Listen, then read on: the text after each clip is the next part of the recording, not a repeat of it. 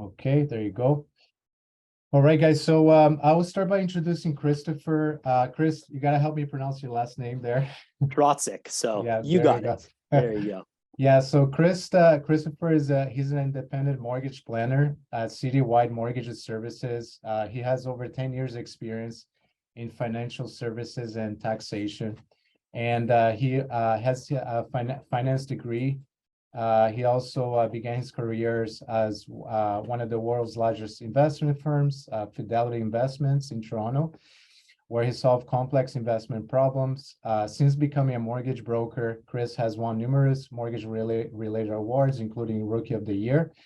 Chris has access to 60+ lenders, including large banks such as Scotia and TD, while negotiating with them on your behalf. So yeah, I had the pleasure of working with Chris for quite some time now with a lot of my clients. So yeah, Chris, go ahead and I guess you can start your presentation. And after you're done, just open up for questions, and then I'll introduce. Then I'll start, and then afterwards I'll introduce Flavia. Okay. Thank you for the introduction there, Pedro. If you could just make me host, and then I'll share my screen and begin the presentation, that would be wonderful. Sure. Yeah. All right. Thanks for joining, Peter. Yeah, I'm just going to mute you here. Okay. All right. Perfect. Well, thank you so much for joining here, everyone. As Pedro gave the introduction, my name is Christopher Trotzik, and I am an independent mortgage planner. Now, the key thing that everybody asks me first is mortgages are complex. How do we determine what our monthly payments are? How do we determine what the mortgage rate is? Or how do we even determine the entire mortgage amount? Now, although mortgages seem complex, they really can be broken down into 4 key aspects to determine our mortgage amount and the various mortgage features that we get. It's a lot simpler than we think. Now, these 4 main categories, all banks and all lenders care about them equally in the same amount. That is down payment, income, credit, and the property. Down payment being our own money that we're using. If it's money that we earn from work, investments, money that we're gifted, money out of our own pocket we're contributing towards the property. Income, this means the amount of money we are earning at work or potentially earning from investments that we have. The third category being credit, this means what are our regular monthly debt payments, what's our credit score, and lastly, the property. Is the property we're buying one that we can get a mortgage on? So I'm briefly going to touch on all 4 key categories here, and most importantly, what you can do today to enhance your situation to make sure you can get the best mortgage product. Now, as I am speaking about each one of these categories, questions you have, thoughts you have, briefly note them down. At the end, I'm going to answer questions, and I'd be more than happy to meet with a number of you personally after to answer more questions you have in detail. Now, we're going to start off with the first category, which is known as down payment. Now, when it comes to down payment, there are a few key aspects that we want to know of, things we want to be aware of. I'm going to start off with the concept of minimum down payment. Now, minimum down payment means what is the minimum amount of money we must use from our own sources. Like I mentioned, this could be employment earnings, this could be money we won at the casino, money we were gifted, money from investments, any funds that we have that we're contributing towards the property purchase. Now, how the minimum down payment works, the government sets a rule of how much of our own money we must contribute for the property purchase. Now, it's based upon the property's purchase price. I'll give an example of a $500,000 property. The government says we must give a minimum of 5% of the property's purchase price in the form of a down payment for the first $500,000 of cost. The value between $500,000 to $999,000, that portion requires 10%, and the portion above $1 million requires a 20% down payment. Now, the first question I always get asked is after people listen to the great properties that Pedro has, and once Pedro talks about some of the pre-sale properties, Pedro's going to mention a specific percentage of a deposit is required. Now, deposit and down payment aren't the same thing, but they're similar. Deposit is money that you are giving in advance before you move into the property to essentially hold the property in your name. Now, deposit forms part of the down payment. So for example, let's say we determine you have a 15% down payment goal, and you've already given 10% deposit to the developer.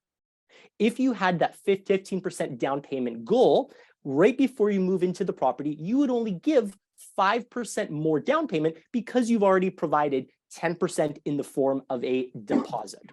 Now, when we talk about minimum down payment, the next question I always get is, well, Christopher, I'm under 20% down payment, something special happens, or do I pay an extra cost?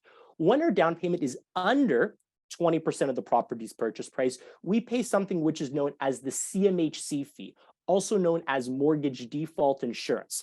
This is a one-time fee the government forces us to pay when we have under a 20% down payment. Now, this is not insurance for ourselves. It's insurance that we are buying for the lender. Again, it is a one-time cost. Now, when you look online about what is mortgage default insurance or what is the amount, there's a complex calculation, but it can really be explained in a simple way. What is our down payment percentage and what is the mortgage amount?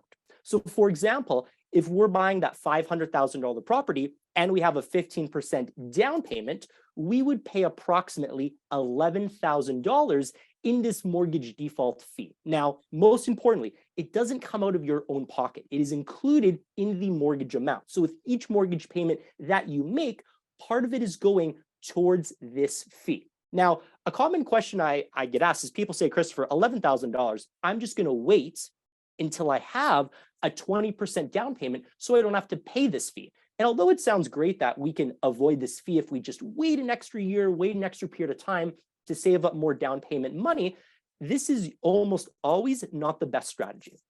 The reason why is because if we look at a concept which is known as the average annualized capital appreciation of residential real estate, what this complex term means is on average per year, how much is real estate going up in price? Now, based upon the size of home, the location, the amount it may go up on average per year is going to depend. But if we look over the past 25 years in the greater Vancouver area, real estate appreciates, means it goes up in value on average by about 5.5% to 9.5% per year.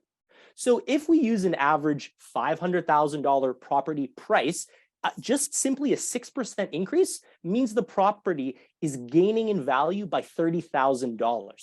So by waiting to buy a property, if it's going to go up $30,000, $60,000, $90,000 in a 1 or 2 year period, can we save that amount more? And almost always the properties are going to increase faster than the amount of money that we can save. One of my favorite phrases to use is instead of trying to time and guess exactly when it's best to buy, time in the market, meaning the sooner we buy and the longer we're in real estate, is better than timing the market instead of trying to pick the perfect time to buy. So almost always buying sooner is better. Now, there is a special program the government has, which is called the First Time Home Buyer Incentive Program. This is a specific program that is offered by the government where they may offer up to 10% of the property's purchase price in down payment assistance. Now, we can have a conversation to see if this is something that you personally qualify for. It's not something we can use for a deposit. It's simply additional down payment the government may provide us right before we move into the home. Now, this money, we don't have to make monthly payments on, there's not interest, but the government is essentially taking a small ownership piece in our home. So for example, if they are giving you 5% of the down payment, when your home sells in the future, they're going to get 5% of what the home sells for. Now, this is a great plan if we want to maybe reduce your monthly payments or for something else. But again, we can chat more about this during a pre-approval session. Now that we discussed about down payment, we're going to move on to the next category, which is known as income. Now, when it comes to income, there's two key categories we want to see that you or your partner falls into in purchasing real estate. Are you somebody who is employed or are you somebody that is self-employed? Now, if you're somebody that is employed, this means you have a salary, you are maybe you have a contract where you still receive a certain pay stub, or you're an hourly employee. Now, a few key things to note for people that are employed. The key thing is lenders want to look at what is the guaranteed earnings somebody makes. Now, I didn't say earnings, I didn't say income, I said guaranteed earnings. So the lenders don't care if you're getting these tips or you do these side jobs, they care about what is the amount you are guaranteed to make in your position. Now, if you're somebody who is a salaried employee and you make $50,000 a year, you're guaranteed to make $50,000 a year. But if you're somebody who's maybe part-time, you do not have guaranteed hours, that's not referred to as guaranteed earnings. So if you're somebody where there's flexible, you don't know how many hours you're going to work, you don't know what type of position you're going to be in, maybe you are not sure exactly about what the amount of earnings you make in your position are. If you fall into that category, what the general rule is, you have 2 years experience with this specific employer in this specific position. So for example, if you are a waitress, and let's say you don't know how much money you're going to make in tips. Maybe you don't have a specific number of hours that you work per year, per week. The general rule is we want to see 2 years experience in that position. So if you are somebody where you're in a position where there's variable pay or variable hours where you don't have a guaranteed minimum, or the guaranteed minimum is really low, one of the 2 tips I would suggest you to do is stay in the position for as long as you can, 2+ years, or perhaps switch to a similar position where you do have some guaranteed earnings. Now, everyone's requirements are a little bit different. So during your personalized mortgage pre-approval call, I can give you some personalized tips, but those are some general strategies for people that are classified as employees. Now, what's the second category? This is what's known as self-employed. This is somebody who they work for themselves. Either they own an incorporated company, or they are a sole proprietor, meaning they're in business for themselves. Now, similarly, like what I mentioned for someone that's employed, because as a self-employed person, we usually don't have set guaranteed earnings. We don't know how much revenue we're going to bring in. We don't know exactly what our expenses are. Generally, lenders want to see us having 2 years experience being self-employed, or perhaps 2 years experience in the industry. Now, again, there is some flexibility for people that do not have that 2 years experience. But one of the key things that you can do is, if you are considering being self-employed, it's a great thing to do sooner than later. If you're maybe thinking about, well, how do I file my taxes? How does all that look? Lenders care about the amount of profit, what the end income is for us as a self-employed person. So they don't truly only care about revenue, the amount of money we're bringing in. They don't just care about our expenses. They care about what that end number is. Now, if your accountant perhaps advised you to list all your expenses so you can have lower end income to pay less taxes, that's a good strategy from a tax standpoint. But is it always the best strategy from a mortgage standpoint? So there are various mortgage programs that I have available that can have creative ways of looking at our income and expense situation. The important thing that I advise you, if you're self-employed, continue being self-employed in a similar industry, doing a similar thing for as long as you can, and keep good records of what you're doing with your bank statements and your revenue, everything like that. Now that we discussed down payment and income, I'm going to move on to the next category, which is known as credit. Now, credit is something that people seem to know a lot about, but they don't know a lot about it from a mortgage standpoint. What I specifically mean by this is, with the first aspect to credit lenders care about is what's known as our credit profile or credit score. So this is a number between 300 to 900. A lot of people hear, I saw my credit score online, it's 700, or my credit score is this number. What does that really mean? Our mortgage credit score is a completely different formula than anything else. What determines about 35% of our mortgage credit score, it's something you think: paying bills on time.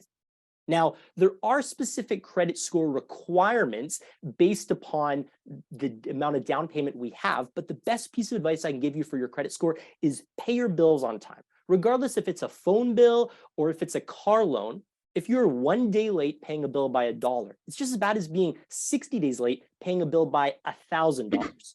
So paying our bills on time is the best thing we can do for our credit score. And during our pre-approval session, I can give you more specific tips on that. Now, a lot of people who are either new to the country or perhaps new to building their credit in Canada say to me, Christopher, how can I get a good credit score? I'm paying my bills on time, but how can I get to that next level? Now, there's the simple 2-2-2 rule. What this rule is we want you to have 2 credit items, which means a credit card, a line of credit, a car loan, a phone bill, a minimum of 2 items. Can be any combination of credit card, mortgage, line of credit, anything like this that you have for 2+ years with a credit limit of $2,000 or more. So what you can do today to get yourself set up for success, maybe you just have a phone bill, maybe you just have a credit card with a limit of $1,000. I would encourage you, go get another credit card, go get maybe a line of credit and ask to have your credit limit be increased to the $2,000 mark. Then simply maintain having those items. Even if you don't use the credit card, no problem. But it's about having those 2 items for 2 years, which have that limit of $2,000 or more. And let's say you're not able to do that. If you are new to the country, there's specific programs for people who are new to Canada that have as little as even 3-month credit history here in Canada, which we can use other things. For example, did you pay your bills on time, your phone bill in Brazil, for example? We can use other things to prove your credit history, but these are good tips for you building your credit score here in Canada. Monthly debt payments, just in the interest of time, I'm going to speak about this at a different time when we're having a personalized mortgage session. Now, the property. One of the things mortgage brokers always talk about is this a lendable property? Meaning, can we get a mortgage? Can we get lending on the specific property that we're buying? Now, if you're buying a resale property, meaning an existingly bought property, there's some things we have to look at. What is the property's age? Does the property have a good strata? Things like this. But if it's a new property, it's effectively all new properties we are able to get mortgages for. Now, again, if it's a very unique property, I had a picture here of a property made of shipping containers, that's something like we effectively can't get a mortgage for. But all the properties Pedro is showing you, it is never an issue to get a mortgage specifically for them. So now that we talked about down payment, we discussed income, we discussed credit, and we discussed property, all 4 of the key aspects. We need to put it together into how does this determine a mortgage pre-approval or a final mortgage approval. So what really the next step is for us to have a pre-approval discovery call. What this will be is we will have a conversation for me to understand your current situation. It only takes about 10 or 15 minutes.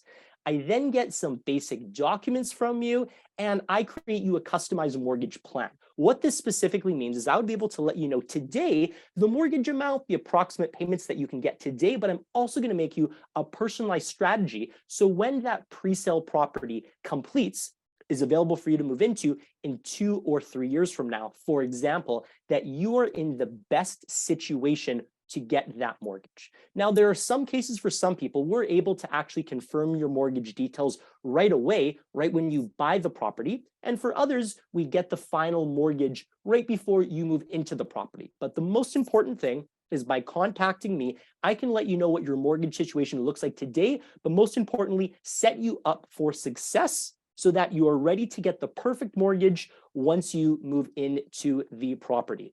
And the most important thing is it's not a matter of if you're going to buy a property, but it's a matter of when. Pedro and I work with many clients that say, I'm not going to buy a property for a year or I'm unsure. And you know what? Pedro still refers them to me. They still have conversations with Pedro and I, because at the end of the day, this is a long-term relationship and we want to set you up for success whenever you're going to buy that property. Like I said, Pedro will be sending out some information at the end, including my contact information. But like I said, the first step would be contacting me to schedule a time for us to speak for your mortgage plan. That is everything that I had to share. If anyone either wants to put up their virtual hand, and I can answer any brief questions we have before we move on to the next speaker here.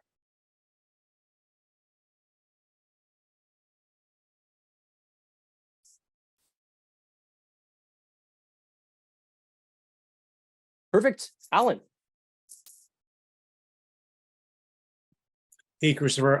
Did I understand correctly? Are you based in Toronto or are you in Vancouver area? Yeah, so I am personally in the Vancouver area. I help people buy properties all around the country, but my investment in mortgage experience started off in Toronto just because there's a lot more lending volume and there's a lot more people buying homes, but that enabled me to understand how the various real estate markets work in Vancouver. But I have an office in downtown Vancouver, and I do all my meetings virtually up until 9 p.m. at night to meet your needs there. Thank you. Any other questions before we move to the next speaker? Yeah, go ahead, Raz. Christopher, the other one question I had is, you were talking about only for personal, like a personal person buying a property. Does this exactly qualify for a company buying a property? Is it different requirements for companies, like different down payment, different whatever? Great question. Yeah. So one of the key things is we are allowed to buy property in a company, meaning either your operating company or opco or your holding company, your holdco. Now, almost always when we are buying property in the name of a company, they are still going to rely on your personal situation to see if you qualify for the mortgage. So they're going to look at your personal credit. They're going to look at your personal down payment situation to determine your mortgage eligibility. Now, when it comes to, again, purchasing companies in holding companies, because that's what the majority of people do for tax benefits, there almost always is a minimum 20% down payment. So that is the minimum goal for when we're buying a property in a company name. Now, what I do for a lot of people is I have conversations with their accountant and their financial advisor to see if it makes sense to actually purchase the property in the company name. Quite often for the first property people buy, they buy it in their personal name and they just take dividends or income out of their company to be able to afford the property. And then later properties they may buy in the company name, but everyone's situation is unique. So I can have a one-on-one conversation with your accountant and or your financial advisor about that. Got it. Thank you. You're welcome. Great. I think we'll move on to the next speaker there, Pedro. And if anyone has more mortgage questions at the end, I'd be more than happy to answer them there. Hey, thanks, Chris. Thanks for the information. That was awesome. Yeah, I appreciate that. Yes, so the next speaker would be me in this case. So let's get started. So let me just do a share screen here. 1 second. Okay. All right.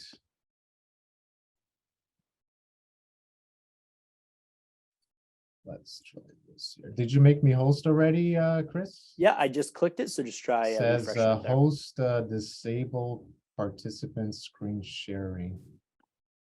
Try clicking it again there. I just made you host. Let's see here. Okay, there you go. Perfect. All right. Can you see my screen here? Okay. Looks great. All right, sounds good. So yeah, so a little bit about me there and my little family there. I'm originally from Brazil.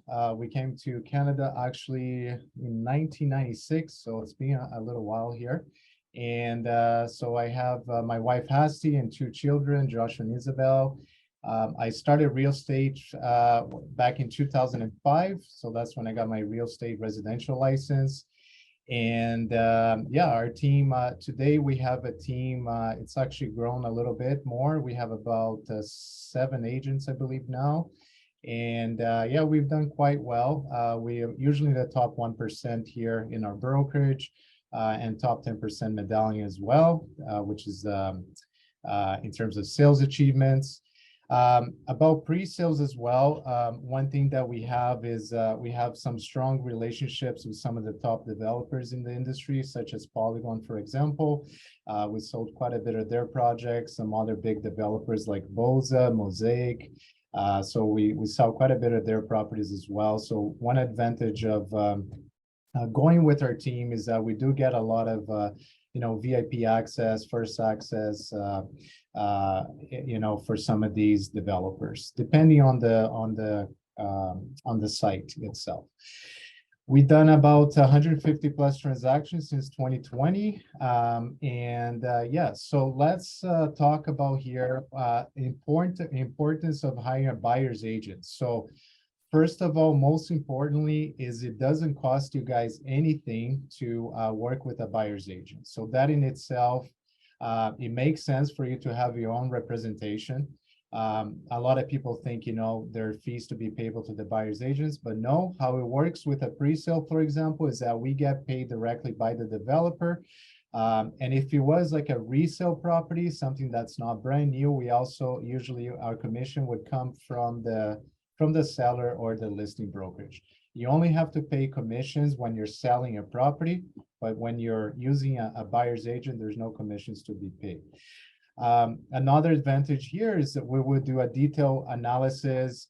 We work for your sole interest. Of course, the main reason we want to get you the best price and terms possible. We're bound to work in your best interest.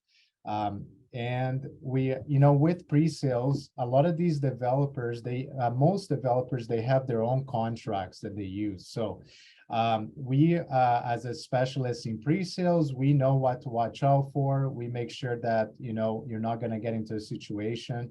A lot of these developers' contracts, they're written for the benefit of the developer. So they're written by lawyers in the benefit of the developers. So this is another reason why you want to have a buyer's agent representing you. Okay. Another thing as well is we carry errors and omissions insurance, so that protects you against any injury resulting from the purchase as well. Okay. So what is a pre-sale property? So pre-sales are any homes that are for sale, but the developers have not built it yet. So it's a pre-sale home. Typically with pre-sales, you get a lot of customization. You can usually, for example, you can pick your own floor plans, the materials you want, the finishings, the color schemes. So all types of different things. So that's one of the reasons why I personally love pre-sales, is because you can customize it the way that you want. It's moving ready. There's a pride of ownership, right? You're the first owner. So there's a lot of benefits with pre-sales that I'll get into it in this next slide here as well. So some of the advantages, pride of being original owner, deficiencies will be rectified up to 1 year from the moving date. So what that means is once you guys move into the pre-sale, once you get the keys, any deficiencies, they're like their wear and tear, that's a manufacturer defect. The developer has to come in there and fix that up for you up to 1 year of you living there. After that point, there's also warranties in place as well. So you have a 2, a 5, and a 10-year warranty. So that gives you peace of mind as well. 2 years covers pretty much everything. 5 years will cover any envelope issues, which is the exterior of the property. And then 10 years is anything structural as well. So you have that peace of mind when you're buying something brand new. Some of the things that you should be aware of when buying a pre-sale, there's a few things here. One of the things is you want to be aware of the builder, the developer, and that's something we can do the due diligence for you as well, especially being a smaller developer that you guys may not be familiar with. There's ways of, checking, doing more digging. One of the ways is there's a website called HPO, which is a new home and builder registry. On that website itself, you can punch in the developer's name information. We can find out all types of things, if they're licensed, if they're in good standing, if they've had any issues in the past. So that's one thing. We also do a lot of research, and we already know a lot of these developers as well. So usually we can tell you if it's a good developer or not. In terms of the contract itself, so you want to make sure that you know what's included in terms of the appliances, for example. I've had in the past where the developer will include some of the appliances, but not all of them. So I've had cases where they don't include the washer and dryer, for example. So you want to make sure that you know exactly what's going to be included. There's also an upgrades list. Usually developers would have a list of upgrades that they, additions that you can do to the home. So that could be, maybe you want to put laminate flooring upstairs, or maybe you want to upgrade the kitchen to higher end appliances, or there's different types of upgrades there. Or fixtures, for example, maybe there's an extra fireplace. So you want to be aware of what the upgrades list is, okay? Because that's not included on the price, so that would be an addition. Although we can negotiate some of these for you guys as well. And that's something as I finish here, I'm going to show you guys some projects and some of the incentives they're offering as well. Another thing as well, it's storage. I've had in the past where clients buy a pre-sale and the developer may say, well, oh yeah, there is a storage locker. You got to be aware of that. Sometimes these storage lockers, they're just for bikes. So just to store a bike, for example, so they're not actually storage. You cannot put any of your personal items in there. So you just want to be aware of that as well. Amenities. So you want to be aware of what are the amenities in the building. That's something I will touch base on as well. I'll show you what some of these developers are offering these days. Developers are quite big on this nowadays, especially because of COVID. Some time ago here, they're trying to create projects now that gear more towards, having workspace, lounges in the complexes itself for people to work from, because there's most people are working from home these days. So another thing I want to talk to you guys briefly, it's something called assignment. So assignment is, for example, when you buy, you write a contract, you have an accepted offer, a firm offer with the developer. So it's gone firm already. You've put your deposit and everything. An assignment is an option that you have to sell the contract over to another buyer, should you decide to do so. So that's something we can also help negotiate at the time of your offer, the best terms, the best assignment terms. That's going to be more beneficial to you. So there's a couple of things you need to be aware about assignments. One is the assignment fee. So usually assignment fees can vary from 1% to 3% of the value of the price that you're selling your contract to. And then also, there's also restrictions on the assignment. What can be done? When can you actually sell that contract? So that's something we can help you look over the contract and try to negotiate the best terms possible. So basically, assignment is when you want to sell your contract to another buyer prior to the completion date, okay? There are some people that do this as an investment strategy where they will buy the assignment and then they'll buy the contract, they'll firm it up, and then they'll sell it prior to completion. They'll make a profit that way. Keep in mind, there are some taxes and fees associated with that as well, which I'll get into the next slide. And that could also be like a backup plan as well. So if in case down the road, if let's say your personal or financial situation change and you decided that you don't want to complete on that pre-sale, you want to walk away. So that assignment is a way for you to fall back on and have a backup plan just in case as well. So that's a great thing about pre-sales as well, gives you that flexibility, okay? Developers property disclosure. This is a disclosure that the developer has about the development itself. That's something we would read through and help you read through it prior to you putting your deposit, prior to the deal going firm. So we make sure that we can have more information about the project, about the developer, all types of things in that disclosure document that will help review with you. Another thing is, with pre-sales by law, you guys have 7 days rescission period, okay? So by any reason whatsoever, let's say once you have an accepted offer, you decide that you do not want to go through with the deal anymore. So you have that 7-day rescission period, okay? It's important to note that if you are going to exercise your rescission, that you have to have something in writing to the developer. It could be an email or preferably a release, just saying that you guys don't want to go ahead with it. What happens is if the 7 days go by and you don't advise the developer, and what happens is it goes firm automatically, okay? So when you work with a realtor, we'll help you make sure that we tell exactly when that rescission period is coming up and when we have to exercise that rescission period, okay? Orientation walkthrough. This one here is when you buy the pre-sale, usually a couple weeks to a few weeks prior to the completion date itself, the developer is going to contact us and it's going to say, hey, your unit is ready. Let's book your walkthrough. So a walkthrough is basically when we go in, we do an inspection walkthrough with the developer. developer's representative, and they'll walk through the home. They'll show us how things work, how the appliances work. And we also, at that point, we get to look at any deficiencies that might be with the property as well, okay? And they usually fix all that up prior to you getting the keys as well, okay? So any deficiency usually is fixed prior.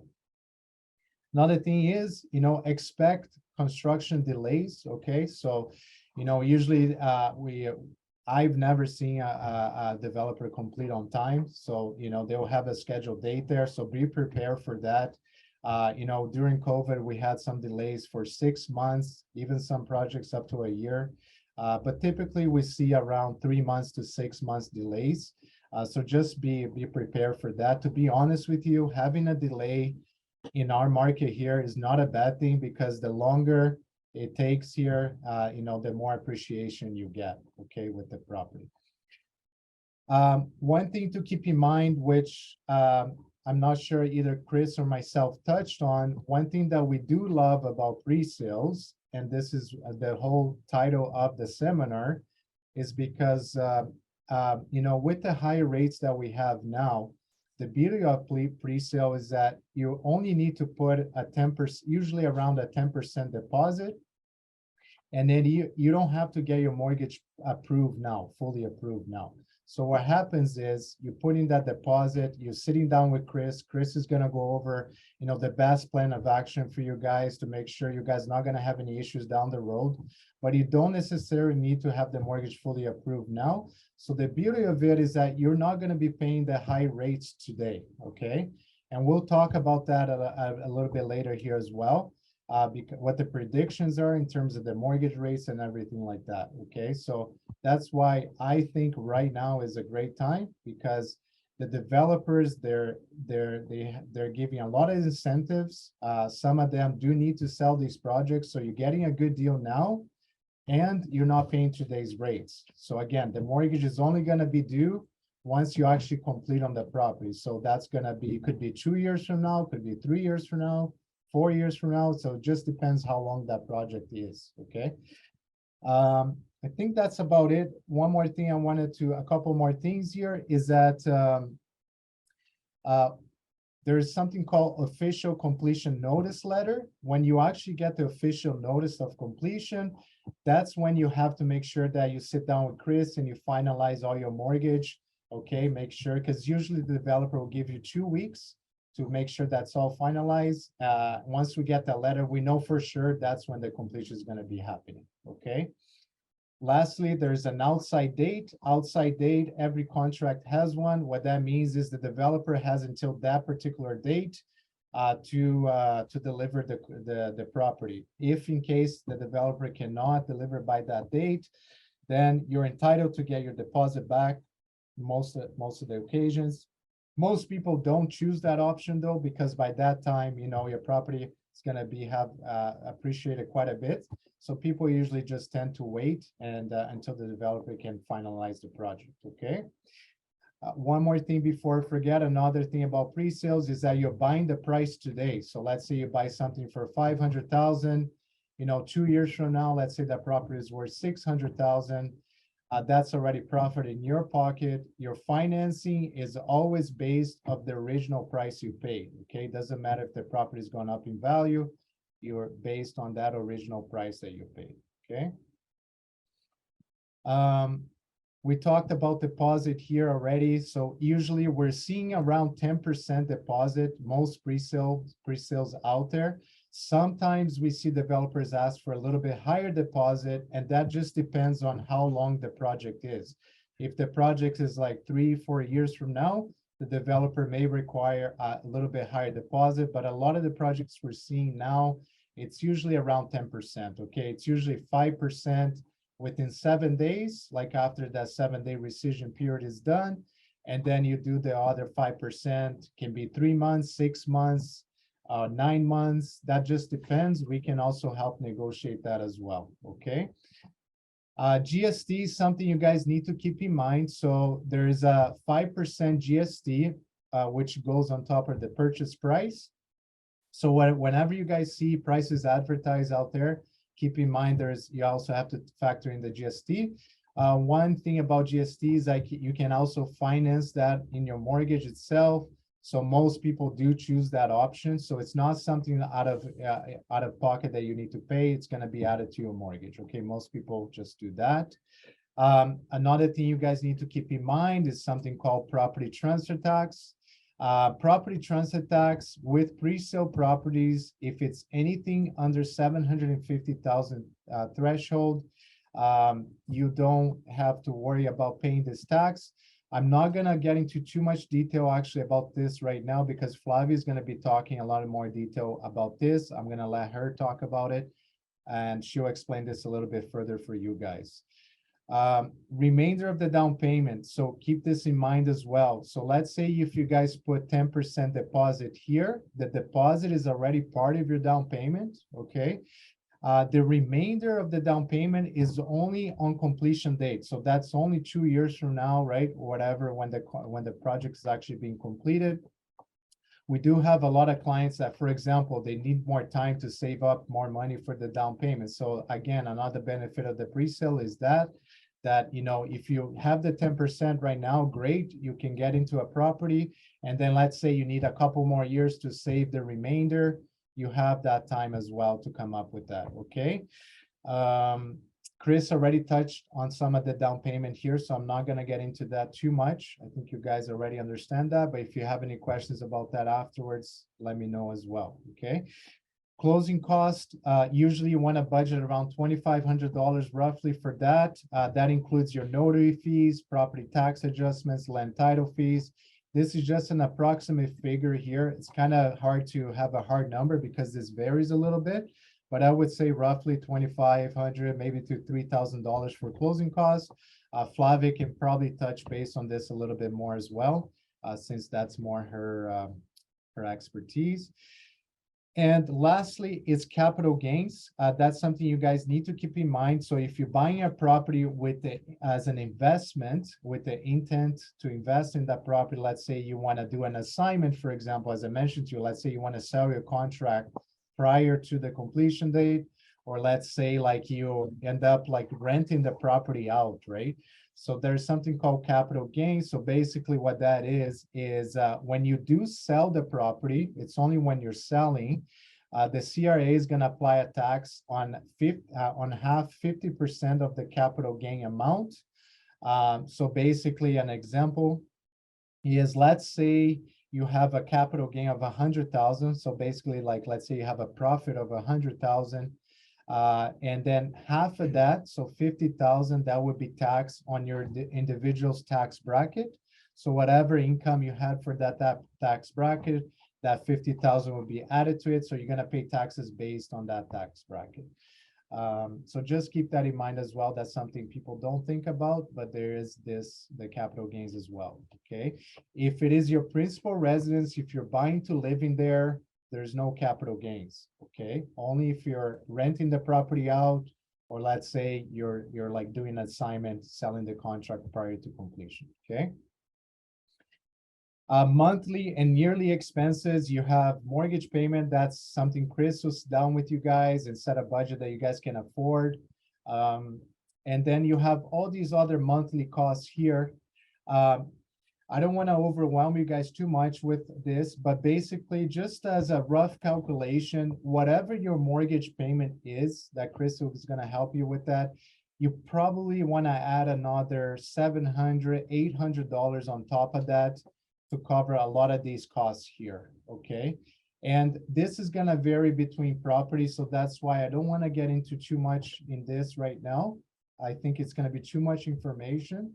But once, you know, after the webinar, we can sit down, go over this in a little more detail, but just keep that in mind. Whatever mortgage payment is, probably add another $800, let's say, to cover your condo fees, you know, hydro, insurance, property taxes, and city utility, okay? After the sale, basically, our service doesn't stop. We begin preparing, like we have a to-do list and a timeline, three weeks prior to your closing date. We're gonna make sure everything is on track. We're gonna be following up with Chris, make sure the mortgage is all ready to go. We're gonna follow up with Flavia, make sure she's got all the documents in place. So we have a whole team of professionals that's gonna be there with you throughout the whole thing. And I think that's it for now. Another thing I want to show you guys here is about the projects that we have, some of the projects here that we selected, and then I'll talk to you guys a little bit about some of the market conditions as well, okay? So this is just some projects we pulled together here that seem quite interesting. They're different locations as well. So this one's called Hugh. This one's actually in Port Moody. So they have, for example, you can see here some of the incentives they're offering. So for example, this developer is offering 10% deposit, and then they do 5% of the contract when you write the contract, and then 5%, the other 5% by March 31st, okay? Again, this can be negotiated a lot of the time, so there'll be two fixed on this. We can help negotiate that for you. Another great thing they have is they have 5% credit on all the homes, okay? So basically that's gonna pay off for your GST already, right? So it's pretty much having your GST included there. So they're offering that as well. Another bonus is there's 0% assignment fee. So there's no assignment fee. So like, again, if you decided to sell the contract prior to the completion date, there's not going to be any assignment fees associated with that, which is great as well, okay? These are some of the prices they have here. So for example, this is Port Moody, which is a little more expensive, right? We have other projects as well. We can show you, we're going to show you one in Surrey, which is a pretty hot project out there. And then there's also one in Langley. But just to give you an idea, 1-bedroom homes here, they start about $589. And they go to 609. They have some, sorry, these are junior 1-bedrooms. So they're kind of like studios, but they still have their own bedroom. It's just, they may not have a wall, might be like a sliding door. And then they have 1-bedroom homes here starting at 669. They all come with electrical EV parking, right? And then one storage as well. And then they usually, every project would have like a preview package like this. Where they will talk about the project. This is the one I'm talking about here. The building looks like this. Again, this one's in Port Moody. This is the building itself here. That's Rocky Point.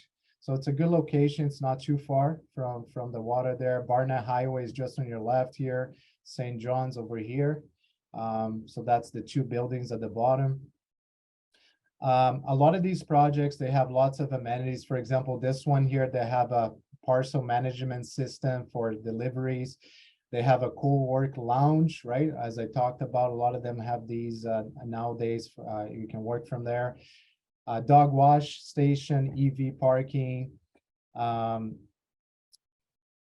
They're very functional as well. Like this one, you can choose the colors you want. They have different color schemes, different appliances. You can see kind of what it looks like. A lot of them have show homes that we can visit as well, so we can check those out. This one here, they have customizations as well that you can do, for example, with the smaller spaces, like they have expandable dining areas. This one has a dining TV console integrated with, this one has like a flex space, work areas, lots of storage. Even though they're smaller, you can see like lots of cabinet storages here. No wasted spaces, right, with these smaller ones. You can see all the different floor plans they offer here, right? These are with the smaller ones, the junior 1-bedrooms here. You can see kind of what it looks like. And then they have all their floor plans here. This is the building. So they're going to have two buildings there, the west and the east building. They're going to have some outdoor amenities as well here on the right. Yeah, that's a little bit about this one. Let's go back to the other ones here. Okay. All right. The other one I want to show you guys is this one over here. This one is actually in Langley. So as you guys know, the SkyTrain is going over there to Langley. So this is called Hayer. The cool thing about these ones is they all come standard with a solarium deck. Okay, so all the decks have a solarium. What that means, they have windows and everything that You guys can open and close, so it can be used. It's like a multifunctional room, right? Which is kind of cool. This one here, what they're doing is clients buy with 10% as well, 0% assignment fee. All the upgrades are included, okay? All upgrades included, so I'll go over what that is. They also have a new promotion here, which they'll give $5,000 credit on 1 beds, 10,000 credit on 2 beds. Here's a preview package as well for this one. You guys can kind of see, kind of looks like. So this one here, it's a big project. They're actually gonna have 4 buildings there, so lots of options. Oh, I think something's going on here. Okay, I was freezing there for a sec. All right, so again, floor plans, everything is here. Let me just see here. Okay, that's not it. Let me just go back here. Second. Yeah, this here. Okay. Again, prices for this one, they start at 1 bedrooms a little more affordable. They're 504,000. That's for a 1 bedroom, right? And then 2 bedrooms are starting at 639,900. Okay. And then they have 3 bedrooms. Those are like more penthouses actually, but those are like 1.1 and above. Okay. Again, you can choose your color schemes as well with these ones. Premium finishings, they have high-end appliances, AC, right? AC is a big one too. A lot of the developers are putting AC now. They have that solarium deck that I talked about. And these here, this is all the upgrades they're including. So they're including air conditioning, which is a $10,000 value, laminate flooring in the bedrooms, that's $1,500. They're including closet organizers, they're including dishwasher panel here. So anyways, in terms of upgrades here, you can see there's about $15,000 just in upgrades. That's all being included right now. They all come with 1 parking stall and 1 locker as well. So you can see all the different prices here. We can discuss this later as well with you guys. Just reach out to us, and then you'll also be hearing from us. We'll be following up with you guys, and then we can kind of go over some of this. So that's the one in Langley there. And then lastly, there's one in Surrey, which is a high-rise tower, which is called Lucent. This one is a pretty hot one too. It's a big project here. You can see this is going to be right at Surrey City Center there. Everything nearby. This one here, they have lots of amenities too, lots of like high-end technology they're going to be putting there, tons of amenities. I think they have 24,000 square feet indoor outdoor amenities. They also going to have these are some of the amenities here: fitness zone, entertainment zone, co-work zone. They're gonna have pool, gym, full-out gym, everything, right? Hot tub. So the whole works. They even have amenities on the rooftop there. They're gonna have barbecue area, lounge area up on the roof as well. So that's a pretty neat project. High-end finishings, really nice finishings as you can see here. Smart home. Like really nice granites, you know. So this one here, lots of different floor plans to choose from because it's a high rise. There's lots of units available as well. So we can sit down with you guys and go over this one too. I'll show you some of the prices they have. Let me just go over here. A second here. All right, this one's the Lucent. Okay, sorry, just a minute, guys. Where is my? Okay. Yes, so this is the more affordable ones. Like this one, the 1 bedrooms, they're starting at $441,900. 2 bedrooms start at $585, roughly. And then they go up to like 629, 2 bedroom plus den, 744. Okay. and then just kind of goes up from there. This one here, interesting thing is the completion is quite far away. This one is not until late 2026, so there will be lots of time. The only thing about this one, because the completion is so far out, they are requiring a higher deposit.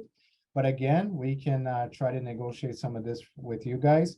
But basically, they want a total of 20% deposit, okay? And it's usually, here's the structure of the deposit. They break it down here for you as well, okay? The Hayer project completion, I think it's 2025, right? Yeah, the Hayer one in Langley is 2025, and then the Hue in Port Moody is completion in 2026. So those are all far out projects that you guys can have enough time to save up more money or whatever you guys want to do there, okay? All right, so lastly, I just wanted to chat with you guys about the market here a little bit. So basically what we're seeing is that it's going to be a strong recovery in 2024. We expect most of the forecasts are saying that. That's by BCREA, which is BC Real Estate Association. Expect strong recovery boosted by expected decline in mortgage rates and a record high immigration that will carry significant momentum into 2024. Another reason to get in now before prices start going up again in 2024, okay? And like these type of incentives we're seeing with these developers, we haven't seen that in a long, long time. So, you know, yeah, don't wait too long, because what the predictions are is that prices are going to start going up probably fall of this year to beginning of next year. So we're seeing here, you can see also stats. You can see it's a buyer's market, very much a buyer's market right now. This is the market conditions. You can see prices have dropped quite a bit, right? And then now they're over here, but you can see the trend is actually starting to turn a bit. So you can see this line here. It's kind of starting to go up. And this is what the real estate board is predicting in terms of price increases. They're saying that it's probably going to go up by, starting going up in the spring by to the end of the year, about 1.1% for apartments. Townhouses is probably going to go up about 2.1%. Saying here also pricing is firming up. We see we may see moderate prices increases in the spring, particularly if sales activity increases and mortgage rates hold steadily. Another thing we're noting here is you can see the real estate board. This is for apartments itself. In the last 6 months, for example, Coquitlam went down about 0.9%, but you can see in the last month is actually starting to go up 1%. Port Moody actually went up 4% in the last month. So you're seeing a lot of these now are positives, a lot of these. So that we're seeing that now the market is starting to turn again. We're seeing like multiple offers starting to happen again, okay? That's it. I mean, most of the stats, even this one's from the Fraser Valley as well, same thing. They're kind of predicting price increases. You can see for Langley, the same kind of stats here in the last month. Langley went up about 1.5%, where in the last 6 months had actually gone down. Sorry, North Surrey, that was North Surrey. And then Langley, same thing, 1.5% went up in the last month. So things are definitely starting to turn slowly, but they are turning. So this is why, you know, the title is, you know, why is a great time right now to invest. For all these reasons that we're seeing right now is that developers are offering great incentives. Prices, it seems like we hit a bottom now in terms of price going down. And again, you don't have to pay today's rates. Okay, so just keep that in mind. I think I'm done with my presentation. I'm gonna open up for questions now as well. So yeah, feel free to ask. And then after that, I will introduce Flavio, and then Flavio is gonna finish off. Anybody? Pedro. Yeah. Just a quick question. Are those presentations. And sorry, I started on the phone and No I worries. didn't see it on the big screen. Are those presentation available, you know, so I can take a look at them, or Yeah, documents that you have, you know, are they public? We can have access, or yes, of yeah? course. Yeah. So whatever you guys need in terms of the presentation here, we can definitely send it over to you guys. So feel free to reach out to me afterwards, but we're also going to be following up with each one of you. And answer any other questions you guys may have, but yeah, no problem. That's definitely available. Yeah. All this that we went over. Thank you. Yeah, no worries.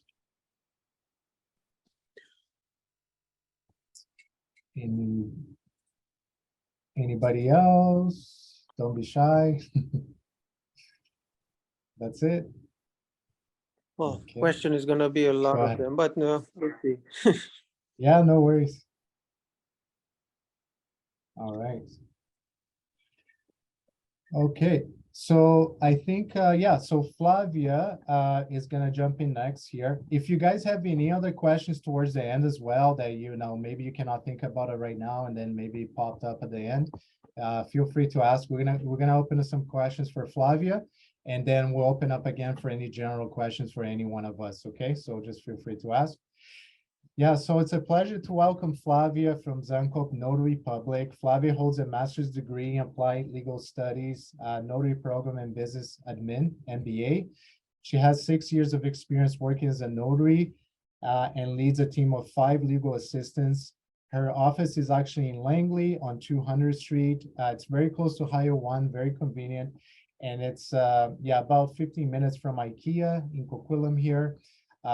They have some really high reviews on Google as well for the excellent customer service. So I suggest you guys go check that out. And they have actually won for the past 5 consecutive years. They've won 3 best notaries in Langley. So yeah, it's a pleasure to introduce Flavia. Flavia and I, we work closely together. A lot of my clients deal with Flavia, and she's always done a great job, her and her team. Yeah, so go ahead, Flavia. Thank you, Pedro. No worries. I gotta make you host here. Okay? Yes. Just a minute here. Okay. There you go. Okay, so let me just start sharing my screen. Okay. All right. Hi, everyone. Good evening. I'll try to be as brief as I can and to convey all the information that I need, but I'm open to questions at any time throughout my presentation, or even if you come up with a question later on, feel free to email me or give me a call. Okay. So I'll minimize things here. Okay, so here is a little bit about my office, the different areas of work that we do. I'll be talking a little bit about my background, what a notary public here in BC does, and the legal aspects of buying a pre-sale in BC. A little bit about myself. As Pedro introduced me, I've done my undergrad in the States. I'm originally from Brazil as well. I have an MBA that I've done in Brazil. And here in Canada, I did my master's program in legal studies to write the bar exam to become a notary. And that was back in 2016. This is my family here, my husband, Luis, my son, Kevin, and my daughter, Mila. We all live in Langley, but I lived in downtown, I've lived in Burnaby, and over the past 5 years, I'm resident of Langley, and I love it out here. A little bit about notary publics in BC is quite unique compared to the rest of Canada. So here we have to do a master's program and pass a bar exam. We act in 3 areas of the law. So real estate law, contracts law, and personal planning law, which is wills and personal planning documents. In addition to that, we also do, we deal with notarizations and international document legalization. So going directly to the point of like pre-sales, and I love everything that Pedro was talking about. I made a bunch of notes here about these properties. Everything is very tempting. What is the role of a notary or the legal professional in the aspects of buying a pre-sale? So where do you start if you decide to go ahead with that? So first, you're gonna be working with Chris there to make sure that you qualify, that you are working within the budget that is reasonable for your situation. And then you contact Pedro there to write the offer, negotiate on your behalf. And I speak from personal experience. Pedro is my personal realtor as well, and he has done amazing things on my sale and on my purchase. So I strongly recommend you working with him anytime you look into acquiring a new property, especially pre-sales. He's all the time aware of everything that is happening out there. In terms of making your offer, so Pedro is going to be working with you to make an offer, something that works for you, and he knows the developers really well. He's going to be negotiating on your behalf. And once you have an accepted offer from the developer, that's the time that you contact us. And that's something unique to my office. We like to work with the clients through the very beginning until everything is done and completed. And that's most of the offices will say, oh, you bought a pre-sale, it's not going to be ready for 2 years from now. Don't bother me and contact me closer to the completion date when you expect it to be. For us, no, we want to know as soon as you have an accepted offer, we're going to be getting your information on the property, and we are going to be following up with the developer for you.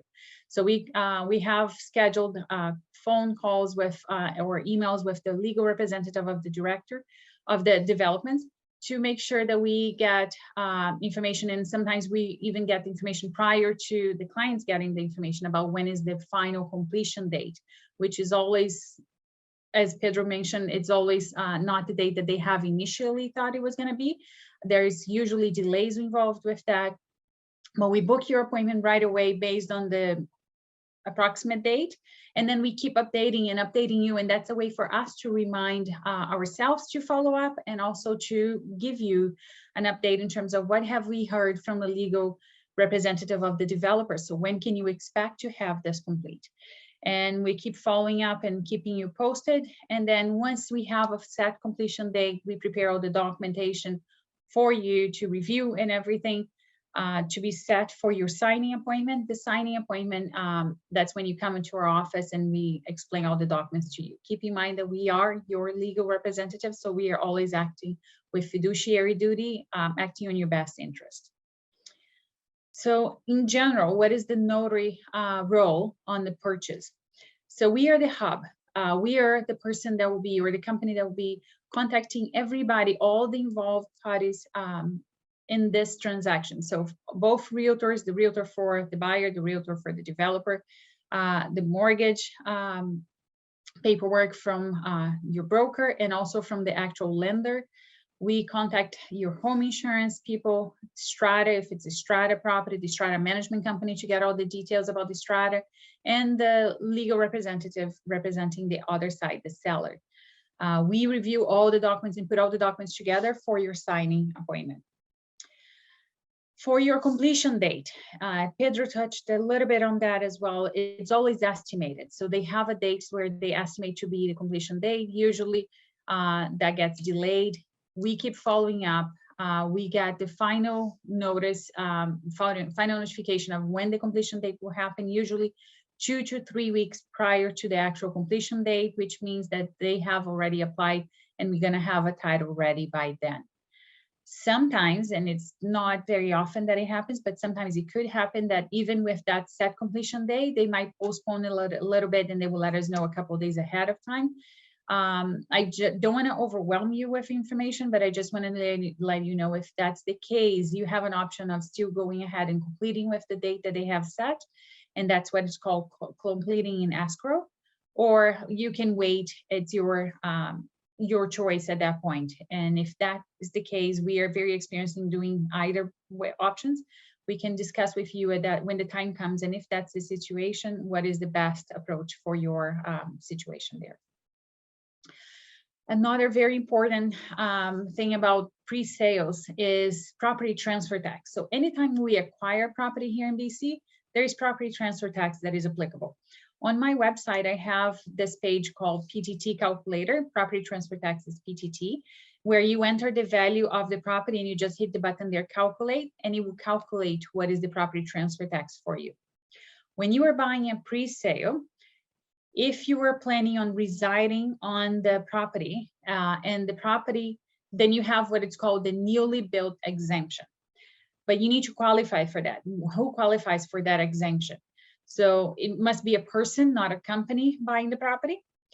It must be a Canadian citizen or permanent resident in order to qualify for this discount. And you must move into the property to use as your principal residence within 92 days after after completing the purchase, which is that's the day that we exchange funds, and that's when you get your keys. So you have basically 3 months to move into the property and declare that as your primary residence. After moving into the property, you need to reside there as your primary residence for at least 1 year. If you move there and you change your mind and you decide that you don't want to live there anymore, or you want to sell, whatever the case may be, you need to go back to Minister of Finance or CRA and pay PTT. So you need to pay the PTT back if you change your mind and you decide not to move into the property anymore. Or you live there, but you don't live for the full year, PTT will become payable at that time. And for the full exemption, of course, you need to fulfill all of those requirements as long as the property is up to $750,000. If the property is between $700,000 and $800,000, then there is a partial exemption. And of course, that if the property needs to be smaller than 1.24 acres to fulfill the exemption. So you need to make sure that all of these are checked in order to qualify for the exemption. Anytime you're buying as an investment, then you don't qualify automatically for the property transfer tax exemption. One thing that I find is also very important to keep in mind when you are working with Pedro to make the offer to purchase this property, whoever is listed as the buyer on the contract that you write with Pedro would be the same people that will be going on title. Quite often, because the property is purchased today to be completed a couple of years from now, we get at the very last minute mortgage being approved with more people than we saw on the original contract because things changed. Now they have somebody else that is going on title with them. Keep in mind that that could be considered an assignment from the developer. So when you are making your offer with Pedro on a purchase of a pre-sale, make sure that everybody listed there as a buyer will be the people that will be sent to the bank for the mortgage approval. Therefore, those same people will be the ones listed on the title. And when you acquire title with someone, you can always have choose between the two options, which are joint tenants or tenants in common. That could be a way for you to plan your estate planning, or a partnership possibly that you are making with someone when acquiring a property. I'll always explain that more to the clients when it's time to do the legal paperwork. But just briefly, when you choose to be joint tenants with someone, 2 or more people acquire property together. In case one of them died, the surviving owner is automatically the sole owner of the property. If you choose to be tenants in common with someone, it could be whatever percentage split you like. Percentage belonging to a deceased person passes to that person's beneficiaries and not to the surviving owner, which makes a lot of sense for partnership, business partnership, and joint tenants make a lot more sense for when it's a couple. So stays in the family, the ownership, without having to go through probate and wills. Speaking of wills, it's a very important tool to have for every adult in BC. So it's one of my specialties. I just wanted to briefly touch on that to remind everyone that we need to get our wills done. And now if you have any questions or any comments that you'd like me to go into more, please let me know and I'll be glad to share any more information with you. And Pedro and Chris, if you want to jump in as well and kind of like share or your experiences or bring more stuff that you think that came up, you're more than welcome to. Yeah, no, that was great. You did remind me that I have to reveal my will, so I will be contacting you about that. I already have one done. Like, do you do reveals as well? Like, yes, yeah. we can talk about the situation. Okay. Generally speaking, we had a major change in legislation back in 2014. Okay. So if you have a will that was done prior to that, most likely it's not valid anymore. It's time to redo it. If your will has been drafted after 2014, then we can talk about doing a review. Most likely there's no need to update because it would include everything and everyone in your life. Yeah, okay. The main thing that I'll add is all of us have discussed a lot of different things. I know it's late. The key thing is that all of us work together as a team. We will let you know Right. who you talk to, when, what people you need. So you're not going to have to ask a question of, do I, talk to Flavia now? When do I need a home inspector? We have a proven process that we've done for hundreds and hundreds, if not thousands of clients that Yes. absolutely works. So any small questions you have, you don't have to know the home inspector. You don't have to know this exact person, because we have professionals in all of the aspects, and that is our job. So again, any questions, you can approach any of us and we can guide you in the right direction. This is a question for Flavia, it's a question for myself. That is the key Exactly. thing to know. Yeah, anything else, guys? You guys want to ask, feel free to.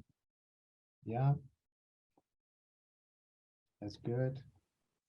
Seems like we answered most of your questions then. That's a good thing. All right, guys. So thank you so much for taking the time, to watch. And yeah, no, it's been a pleasure. So we will be reaching out to you guys to see if you guys have any other additional questions. And then we can also send you guys any of these materials here as well. So yeah, thanks for being here. And I've recorded this too, in case if you guys want a copy of the recording to send to your friends and family. That's something we can provide as well. And yeah, if there's nothing else, we're almost coming close to 9 o'clock here. So, oh, Marcio, yes, hold on one second. Go ahead, Marcio, you had a hands up. Oh, you're just clapping. Okay, nice. Yeah, just clapping. Yeah, no, the session was so great. Thank you so much for the information. Oh, you're very welcome. Yeah, no problem. Thank you. Thank you, guys. Thanks, everybody. Have a great night and Have a good one. enjoy your weekend there. Thank Guys. you, Pedro. No Thanks, everyone. worries. Bye-bye. Thank you, guys. Bye-bye. Thank you. Bye-bye. Have a good night.